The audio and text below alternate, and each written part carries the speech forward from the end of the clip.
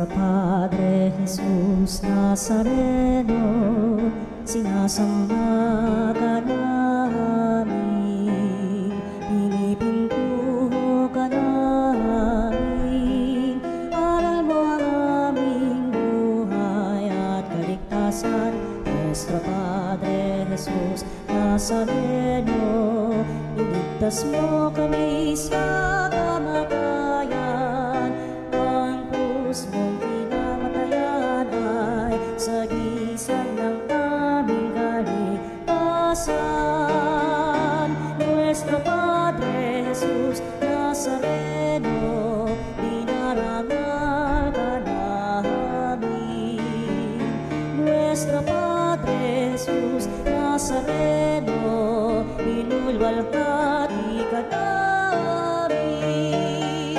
Nuestro Padre Jesus Nazareno, inarangal ka namin. Nuestro Padre Jesus Nazareno, inulwalhati ka namin.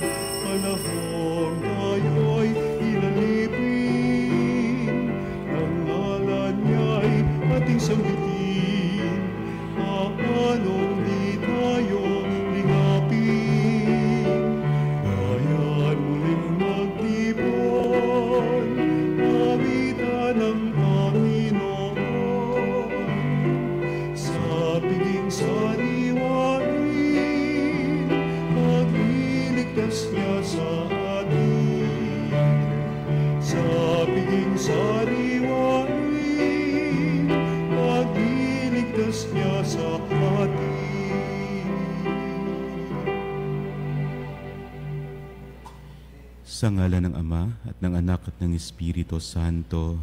Amen. Ang pagpapala ng ating Panginoong Hesukristo, ang pag-ibig ng Diyos Ama, at ang pagkikipagkaisa ng Espiritu Santo naway sumainyong lahat. At suminyo rin. Ating itaas sa Diyos ang lahat ng ating mga panalangin at kahilingan, lalo't higit ang ating mga panalangin para sa mga may sakit ho nating mga mahal sa buhay. Mga kapatid, aminin natin ang ating mga kasalanan upang tayo maging karapat-dapat sa pagdiriwang ng banal na paghahaing nagdudulot ng kapatawaran ng may kapal.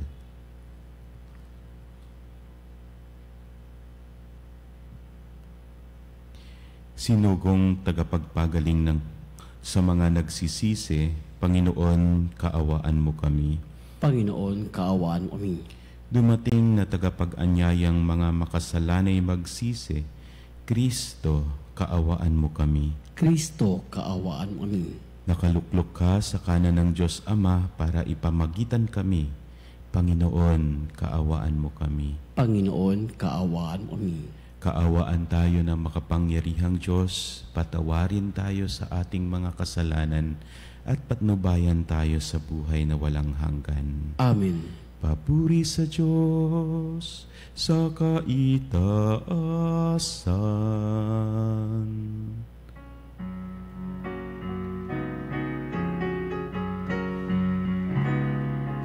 Walhati sa Diyos sa kaitaasan, at sa lupa'y kapayapaan sa mga taong may mabuting kalooban. Pinupuri ka namin, pinarangal ka namin, sinasamba ka namin, niluluwalhati ka namin, pinasasalamatan ka namin, dahil sa dakila mong kalwalhatian. Panginoong Diyos, Hari ng langit, Diyos amang makapangyarihan sa lahat. Panginoong Jesucristo, bugtong na anak. Panginoong Diyos, Kordero ng Diyos, anak ng Ama. Ikaw na nag-aalis ng mga kasalanan ng sanlibutan, maawa ka sa amin.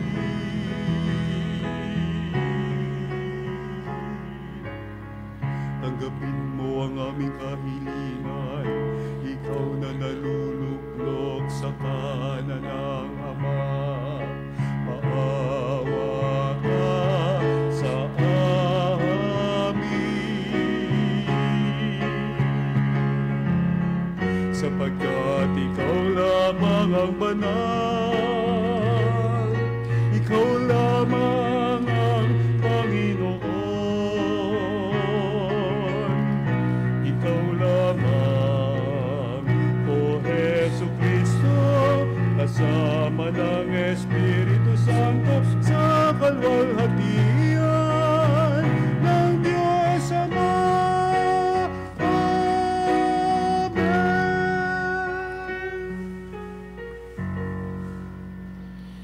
Manalangin tayo.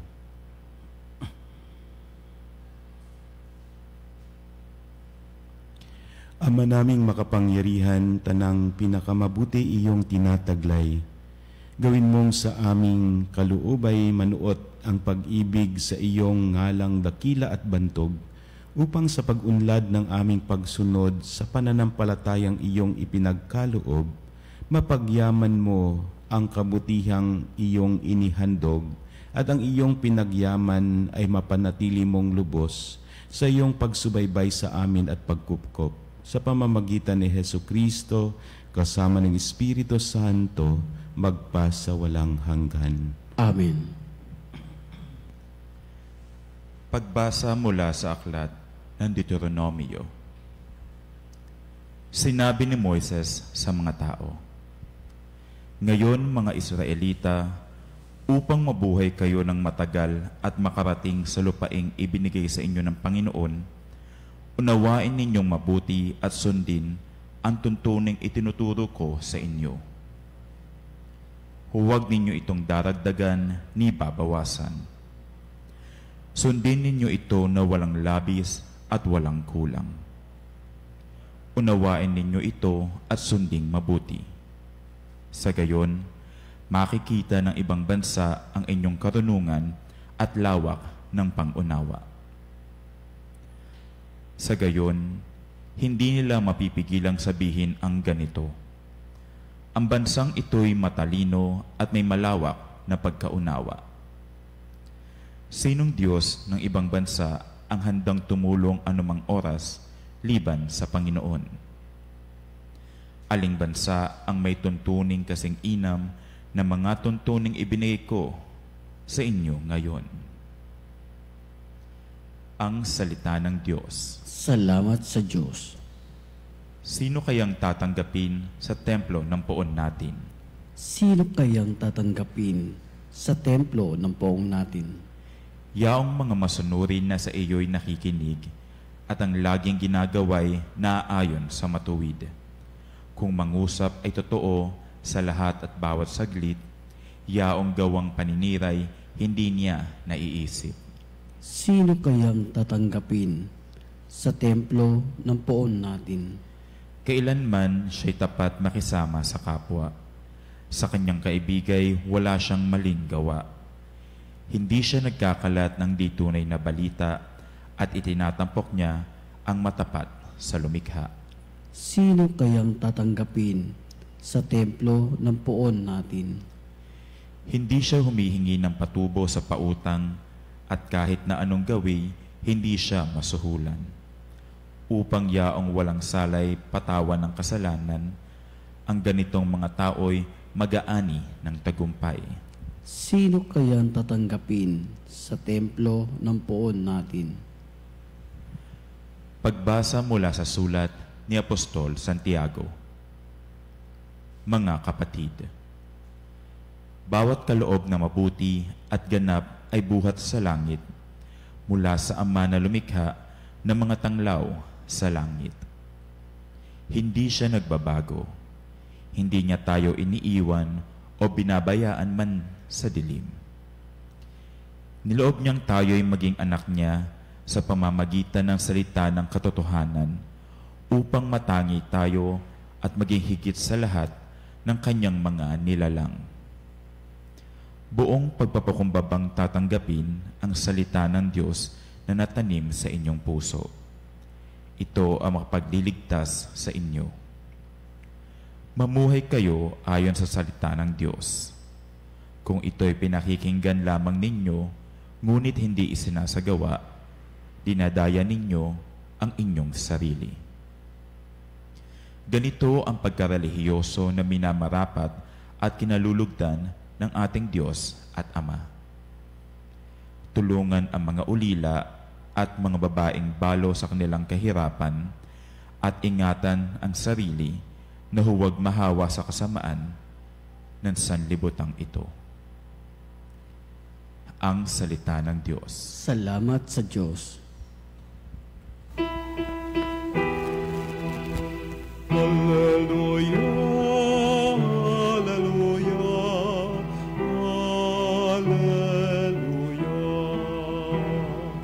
hallelujah, hallelujah, hallelujah.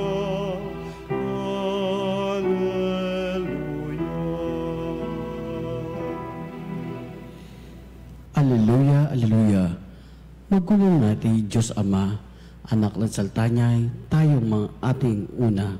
Alleluia, alleluia. Hallelujah, hallelujah, hallelujah, hallelujah,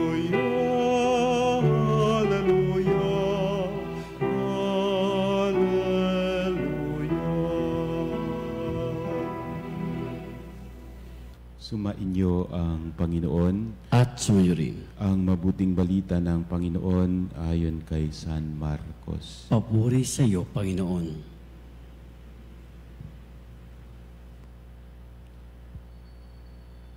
Noong panahong iyon, may mga Pariseo at ilang eskribang galing sa Jerusalem na lumapit kay Jesus.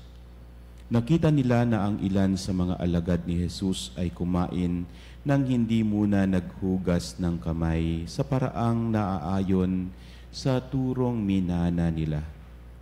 Ang mga Hudyo, lalo na ang mga Pariseo, ay hindi kumakain hanggat hindi nakapaghuhugas ng kamay ayon sa mga turong minana nila sa kanilang mga ninuno. Hindi rin sila kumakain ng anumang galing sa palengke nang hindi muna ito hinuhugasan, at marami pang ibang minanang turo ang kanilang sinusunod, tulad ng tanging paraan ng paghuhugas ng mga inuman, ng mga saro, ng mga sisidlang tanso at mga higaan. Kaya tinanong si Jesus ng mga Pariseo at mga eskriba, bakit hindi sumusunod ang mga alagad mo sa mga turo ng ating mga ninuno? Kumain sila nang hindi man lamang naghugas ng kamay ayon sa paraang iniutos. Sinagot sila ni Jesus, tama ang hula ni Isaías tungkol sa inyo, mapagpaimbabaw nga kayo gaya ng kanyang isinulat. Paggalang na handog sa akin ng bayan ko'y paimbabaw lamang, sapagkat sa bibig ay hindi sa puso ito bumubukal. Pagpurit, pagsambang ginagawa nila'y walang kabuluhan. Ang utos ng tao ay itinuturong utos ng may kapal. Winawalang kabuluhan nga ninyo ang utos ng Diyos, at ang sinusunod ninyo'y ang turo ng tao. Muling pinalapit ni Jesus ang mga tao at sinabi sa kanila, makinig kayong lahat at unawain ang aking sasabihin. Hindi ang pumapasok sa bibig ng tao ang nakapagpaparumi sa kanya sa mata ng Diyos, kundi ang mga nagmumula sa kanya. Sapagkat sa loob, sa puso ng tao, nagmumula ang masasamang isipang udyok sa kanya na makiapid, magnakaw, pumatay, mangalunya, mag-imbot, at gumawa ng lahat ng kabuktutan tulad ng pandaraya, kahalayan, pagkainggit, paninirang puri, kapalaluan, at kahangalan. Ang lahat ng ito'y nanggagaling sa puso ng tao at siyang nagpaparumi sa kanya.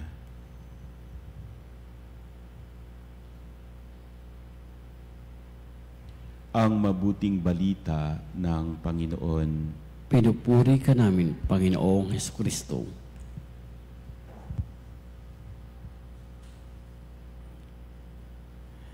Lahat naman ho tayo siguro ay tinatawag sa buhay na banal.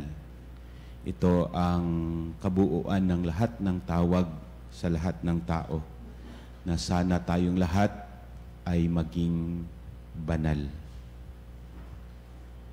Ito ang paglalakbay ho natin upang sa gayon makapiling natin ang Diyos sa piling ng mga banal. Pero kadalasan sa paglalakbay ho natin tungo sa buhay kabanalan, nagkakaroon ng pagsasalungat sa ninanais natin at ninanais ng Diyos. Kadalasan, ang nagiging resulta ng paglalakbay ho natin sa kabanalan ay nauuwi minsan sa tinatawag ho nating pagiging self-righteous. Ang nagiging batayan ng kabanalan ay ang sarili natin at hindi ang Diyos. Na kapag sasunod ho natin ang lahat ng panukala, nagsisimba tayo, nagdidibosyon, araw-araw tayong nagro-rosaryo, masasabi ho nating banal na tayo. Pero kung minsan, marami tayong napupuna na mali sa iba. Kasi ang batayan ho natin, ang sarili natin, dahil ito ang ginagawa natin, dapat ganun din ang gawin ninyo. Magiging mapapalasimba din kayo. Wala namang mali doon sa paghangad ho natin. Kaso ang problema, nagiging hindi maganda ang pakikitungo natin sa kapwa natin. At nandun lagi yung branding natin na kami ay banal, kayo makasalanan. Nandun lagi yung pagtitiwalag. Nandun yung maraming tinatakwil kasi nga hindi na sila sumusunod sa kung ano ang panukala, kung ano ang batayan ng pagkatao natin at kung ano ang batayan ng kabanalan ho natin. At kadalasan sa pagiging pagsisikap ho nating maging banal, ang nagagawa lagi natin, pangalawa ay instead na ipakita natin ang kabanalang ito sa Diyos, nagiging pakitang tao ang lahat. Nagiging pakitang tao ang lahat. At hindi ho natin namamalayan na iba na ang nagiging takbo ng pag-iisip natin. Nandun na yung nag-iisip tayo ng hindi maganda sa iba. Nag-iisip tayo ng paninira sa iba. Hindi nagiging consistent ang pagpapakita ho natin ng kung ano tayo sa kaloob-looban ho natin. Yan ang kadalasan na nagiging patutunguhan natin sa paghangad ho natin ng gusto nating kabanalan. At ito din ang nakikita ho ng ating Panginoon, lalo't higit sa mga iskriba at mga Hudyo nung panahon niya. Sila yung mga tipong sumusunod sa panukala ng Diyos mula sa 10 utos na binigay sa kanilang Diyos. Talagang meticulous silang sumusunod doon. Di naman natin siguro masasabing mali sila sapagkat yun naman ang panukalan ni Moses na narinig natin sa unang pagbasa. Subalit, mula sa 10 utos na ito, nagkaroon pa sila ng maraming mga kautusan at karamihan sa mga kautusan ito ay puro bawal. Bawal ganito, dapat, sabi nga dito, maghugas ng kamay bago kumain. Normal naman ho sa atin, di ba, na talagang maghuhugas ka ng kamay bago kumain. Kahit tayo din, meron tayong mga rule dito. Pero, ang mga bagay na ito, nagiging meticulous sila. Instead na ang kabanalan nila ay napukos doon sa Diyos, ang kabanalan nila ay mapagbantay ng kapwa. Na pag may nakikita silang mali, nagiging meticulous, ay mali yan. Puro mali ang nakikita nila. At hindi nila nakikita ang totoong konteksto kung bakit ginagawa ng tao ang gayong mga bagay. Kaya ito ang sinasabi ng ating Panginoon sa kanila, na kayo ay mapagpaimbabaw. Nagiging mapagtupad nga kayo sa utos ng Diyos, pero ang kaloob-looban ninyo ay punong-puno ng paghahangad na hindi maganda para sa iba. Nagiging ika nga sa atin sa kasabihan, nagkakaroon ng kulo sa loob, nasa loob ang kulo. Maganda tingnan sa panlabas, pero sa kaloob-looban ang daming mga tiwali na pag-iisip, ang daming mga kabalbalang nagagawa, at ang hangad ay hindi nagiging maganda. Kaya nga ho, sa ating pangalawang pagbasa, narinig ho natin na ang tunay na batayan ng pagiging banal ay kung tayo ay nagiging mabuti para sa kapwa natin. Nagiging consistent tayo. Ang totoong batayan ng pagiging banal ay unang-una, hindi nakikita lamang sa panlabas na anyo kung paano natin sinusunod ang mga batas at kautusan, kundi dapat ito ay gumagalaw sa ganang tayo ay nakakaunawa, nakakaintindi, nagmamalasakit, nagmamahal at tumutulong sa ating kapwa. At ito din ang patuloy na hamon sa atin bilang mga reliyoso, bilang mga alagad ng Panginoon na nagsisikap maging banal araw-araw, nagsisikap na tumutupad sa kautusan at kalooban ng Diyos. Sana hindi ho tayo mauwi lagi na ang ginagawa natin ay pakitang tao lamang. Sana ang ginagawa ho natin ay taos puso, totoo sa kaloob-looban natin, at nawa ito ay nakikita unang-una ng Diyos. Ang ating pagkakabanal ay hindi batayan ng ating sarili, kundi unang-una, nawa ito ay nakaugat unang-una sa kabutihan at kagandahang loob ng Diyos.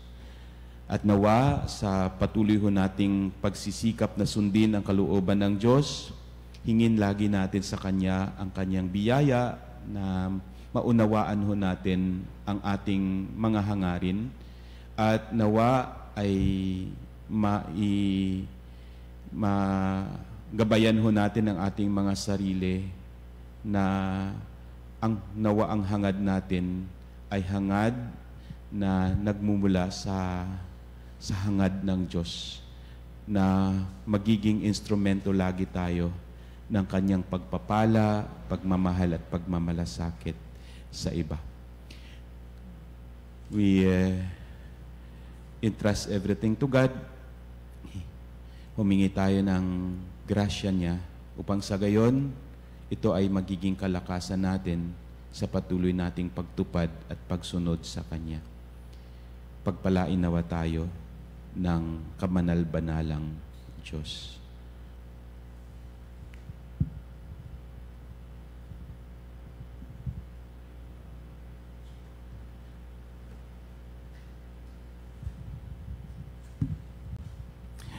Tayo po'y tayo at ipahayag natin ang ating pananampalataya. Sumasampalataya ako sa Diyos Amang makapangyarihan sa lahat, na may gawa ng langit at lupa. Sumasampalataya ako kay Hesu Kristo, sang anak ng Diyos, Panginoon nating lahat. Nagkatawang tao siya lalang ng Espiritu Santo, ipinanganak ni Santa Mariang Birhen, pinagpakasakit ni Poncio Pilato, ipinako sa krus, namatay, inilibing, nanaog sa kinaroroonan ng mga yumao, ng may ikatlong araw na buhay na mangkulit, umakyat sa langit, naluluklok sa kanan ng Diyos Amang makapangyarihan sa lahat. Doon nagmumulang paririto at hukom sa nangabubuhay at nangamatay na tao. Sumasampalataya naman ako sa Diyos Espiritu Santo, sa banal na simbahang Katolika, sa kasamahan ng mga banal, sa kapatawaran ng mga kasalanan, sa pagkabuhay na manguli ng matay na tao, at sa buhay na walang hanggan. Amen. Ipinaaalala sa atin ngayon ng mabuting balita ang dakilang kahalagahan ng paglinang ng tamang saluubing moral at ng pagsunod sa utos ng Diyos. Bunsod ng pananalig sa kanyang pagmamahal sa atin, manalangin tayo. Bukal ng kabanalan, dinggin mo kami. Bukal ng kabanalan, dinggin mo kami. Para sa simbahan at mga pinuno nito, naway isaayos nila ang kanilang mga pinahahalagahan nang hindi na padadala sa mga uso o sa hinihingi ng pagkakataon. Manalangin tayo. Bukal ng kabanalan, dinggin mo kami. Para sa lahat ng mga magulang, naway turuan nila ang kanilang mga anak sa pamamagitan ng salita at mabubuting halimbawa, at naway ang kanilang asal ay tuwin ng gabayan ng utos ng Diyos. Manalangin tayo. Bukal ng kabanalan, dinggin mo kami. Para sa lahat ng nagtuturo ng relihiyon, naway akayin nila ang kanilang mga estudyante sa isang maayos na pagtanggap sa mga pagpapahalaga ng Ebanghelyo upang mamuhay alinsunod sa kanilang mga pagpapahalaga. Manalangin tayo. Bukal ng kabanalan, dinggin mo kami. Para sa kabataan sa buong mundo, lalo na sa ating bansa, naway tanggihan nila ang anumang panghamak at di karapat-dapat sa tao at tupdin ang sa kanila'y nagpapadakila. Manalangin tayo. Bukal ng kabanalan, dinggin mo kami. Para sa ating lahat, naway mapanatili natin na walang bahid ng maruruming isipan at hangarin ang ating mga puso. Manalangin tayo. Bukal ng kabanalan, dinggin mo kami. Para sa lahat ng kasapi sa Catechetical Ministry, nawa sila'y suportahan ang kanilang komunidad sa kanilang mahalagang misyong pagtuturo ng pananampalataya. Manalangin tayo. Bukal ng kabanalan, dinggin mo kami. Tahimik nating ipanalangin ang ating mga sariling kahilingan.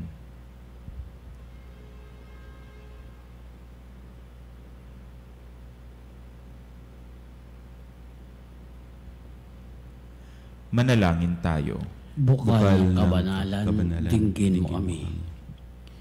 Panginoong Diyos, isinugo mo ang iyong anak upang ipaalala sa amin ang pangangailangan sa mga tamang pagpapahalaga sa buhay. Ipagkaloob mo sa amin ang biyaya na malaman namin ang tama, gawin ang mabuti at magpunyagi sa paglilingkod sa iyo hanggang sa wakas ng aming buhay. Amen. Amen.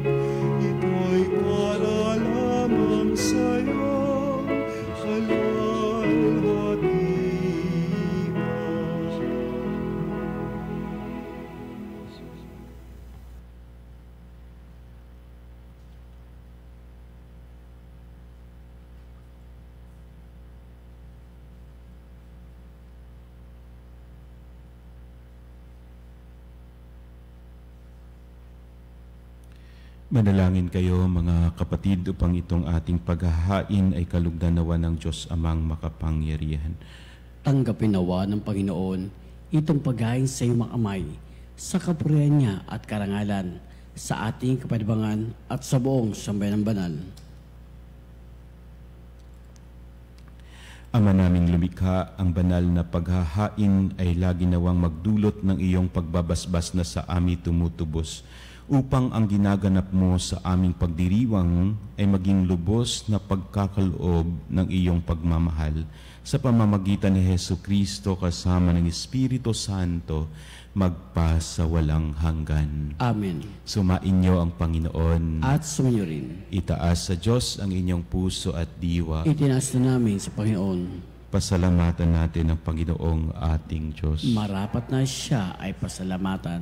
Ama naming makapangyarihan, tunay ngang marapat na ikaw ay aming pasalamatan sa pamamagitan ni Jesucristo na aming Panginoon.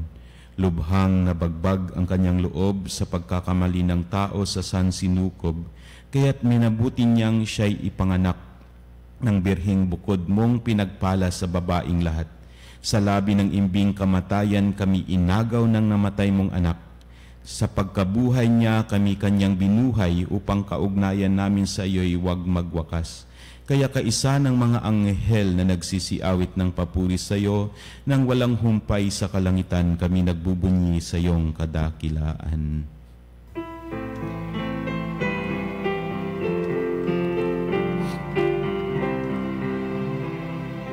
Santo, Santo, Santo, Panginoong Diyos ng mga hukbo, napupuno ang langit at lupa ng kadakilaan mo. Hosana, Hosana sa kaitaasan, pinagpalaan na paririto sa ngalan ng Panginoon. Hosana, Hosana sa kaitaasan.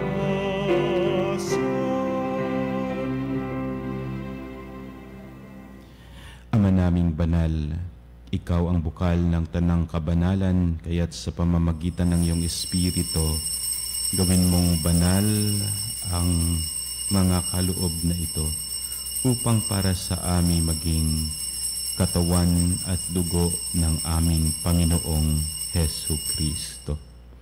Bago niya pinagtiis ang kusang loob na maging handog, hinawakan niya ang tinapay, pinasalamatan kanya, pinaghahati-hati niya iyon, iniabot sa kanyang mga alagad at sinabi, "Tanggapin ninyong lahat ito at kanin, ito ang aking katawan na ihahandog para sa inyo."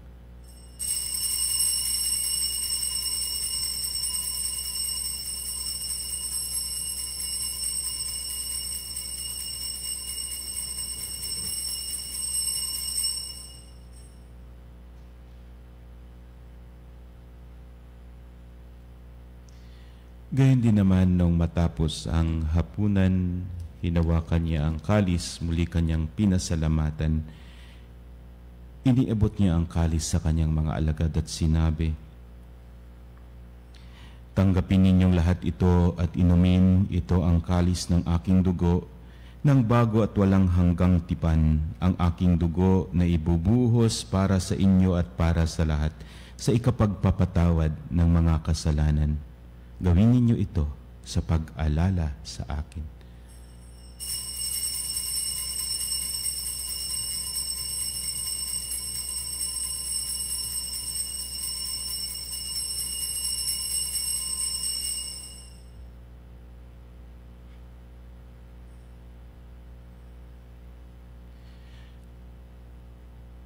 Ipagbunyi natin ang misteryo ng pananampalataya.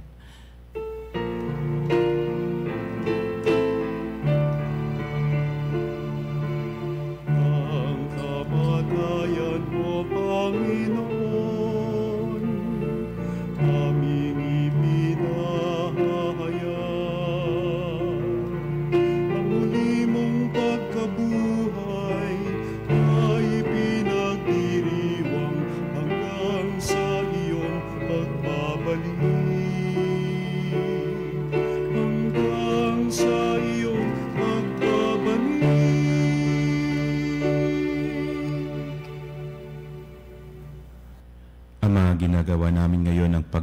pag-alala sa pagkamatay at muling pagkabuhay ng iyong anak.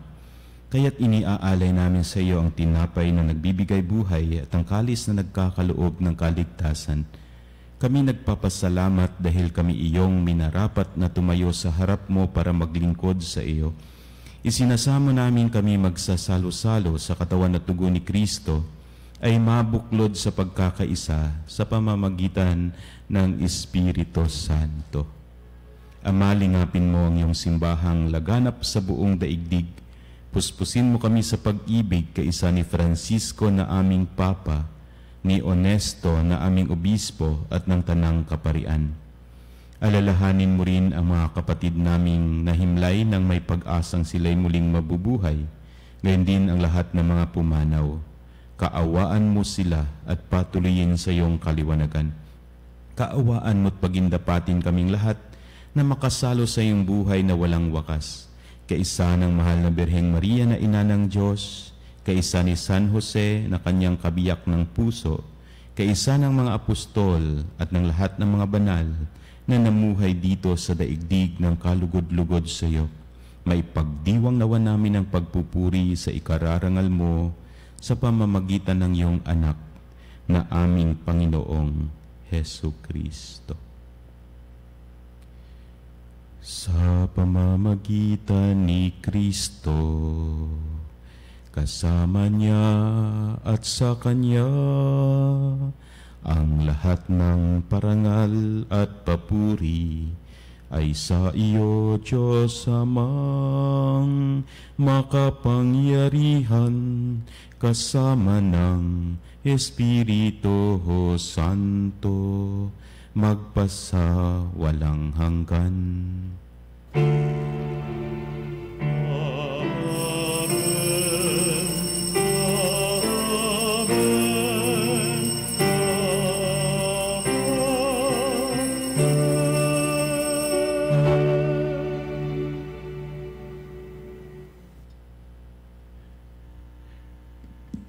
Sa tagubilin ng nakagagaling na utos at turo ni Jesus na Panginoon natin at Diyos, ipahayag natin ang lakas loob.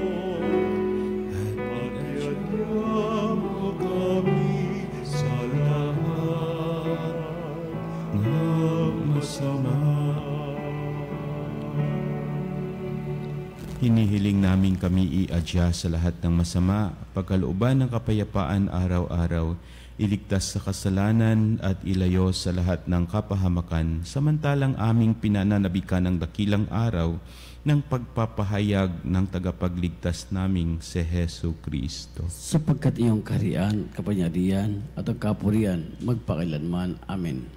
Panginoong Hesu Kristo, sinabi mo sa iyong mga apostol, kapayapaan ang iniiwan ko sa inyo, ang aking kapayapaan ang binibigay ko sa inyo. Tunghayan mo ang aming pananampalataya at huwag ang aming mga pagkakasala. Pagkalooban mo kami ng kapayapaan at pagkakaisa ayon sa iyong kalooban, kasama ng Espiritu Santo, magpa sa walang hanggan. Amen. Ang kapayapaan ng Panginoon ay laging sumainyo. At sumayo rin. Magbigayan ho tayo ng kapayapaan sa bawat isa. Peace be with you.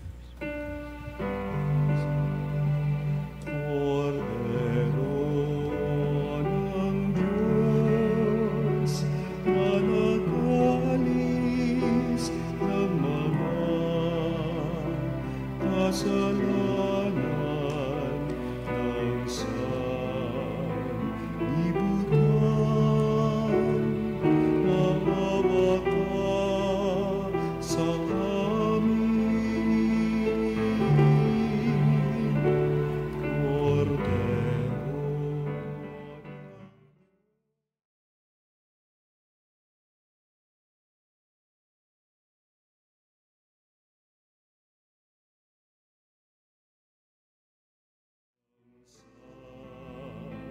Libutan, maawa ka sa amin. Cordero ng Diyos, na nag-aalis ng mga kasalanan ng sanlibutan, ipagkaloob mo sa amin ang kapayapaan.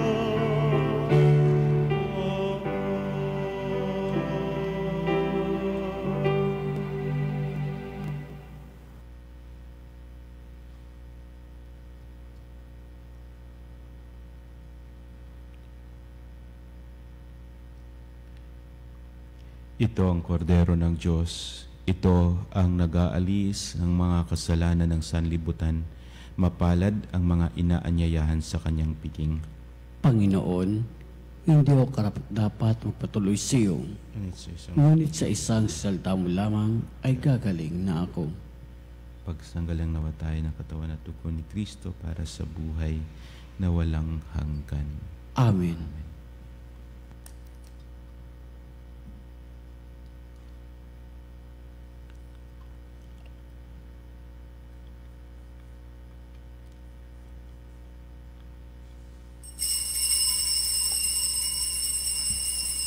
Mga kapanalig, ating dasalin ang komunyong espiritual. O Jesus, nananalig ako sa pananahan mo sa kabanal-banalang sakramento. Minamahal kita higit sa lahat at hangad ka ng aking kaluluwa. Hindi ko man matatanggap ngayon ang iyong katawan at dugo, inaasahan ko na patuloy kang mamumuhay sa aking puso. Naniniwala ako na narito ka at kaisa ka ng aking buong pagkatao. Huwag mong ipahintulot na mawalay ako sa iyo. Amen. Panalangin sa malabirin ng katotohanan. O bire ng katotohanan, Ina ni Jesus, ang nagkatawang taong salita, salamat sa iyo, anak. Tinatanggap ko siya bilang aking katotohanan at kaligtasan. Sa pakikinig sa salita ng Diyos, tulungan mo akong maging malaya sa oras ng hirap at pagsubok.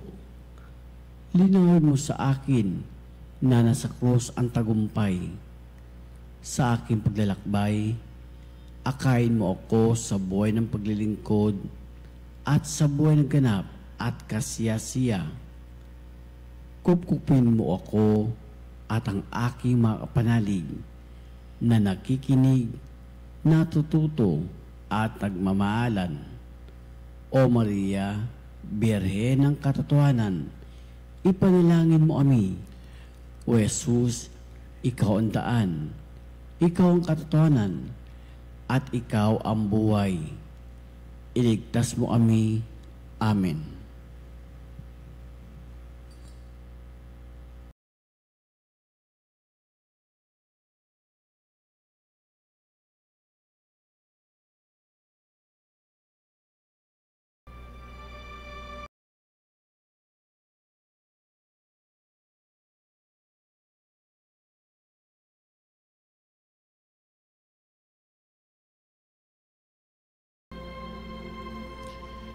Manalangin tayo.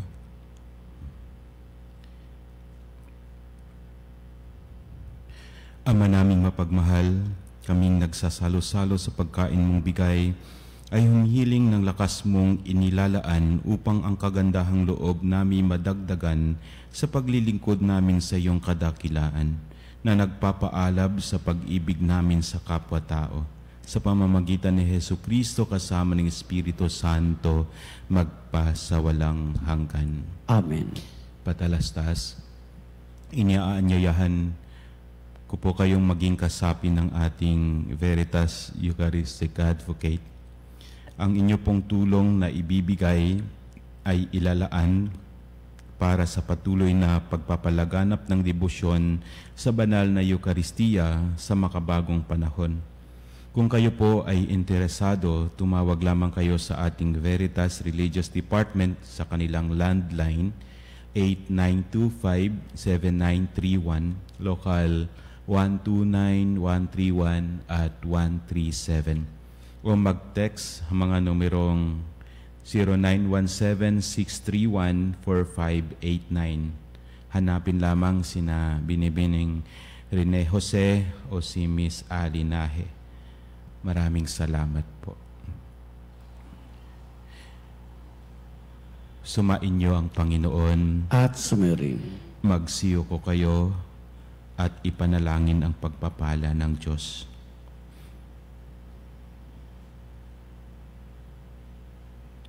Naway ingatan ng di malirip na kapayapaan ng Diyos ang ating mga puso't diwa sa pagmamahal at kaalamang nagbubukas sa pintuan ng buhay na walang hanggan. Amen.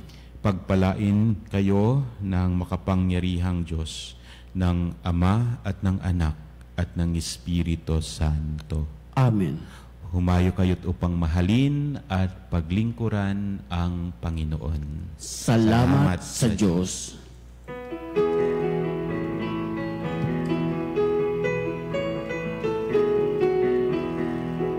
Magsingawit kayo sa Panginoon. Hallelujah! Magsingawit sa Panginoon. Purihin, purihin ang kanyang pangalan. Ipahayag, ipahayag ang dulot niyang kalikasan.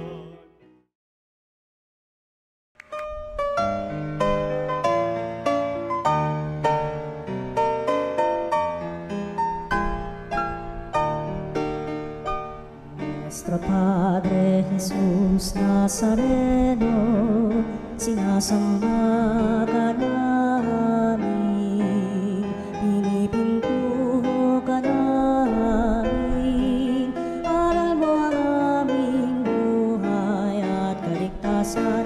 Nuestro Padre Jesus Nazareno, iligtas mo kami sa kamatayan. Ang krus mong pinamatayan ay sagisag ng aming kaligtasan. Nuestro Padre Jesus Nazareno, dinarangal ka namin. Nuestro Padre Jesus Nazareno, inulwalhati ka namin. Nuestro Padre Jesus Nazareno, inarangal ka namin. Nuestro Padre Jesus Nazareno, inulwalhati ka namin.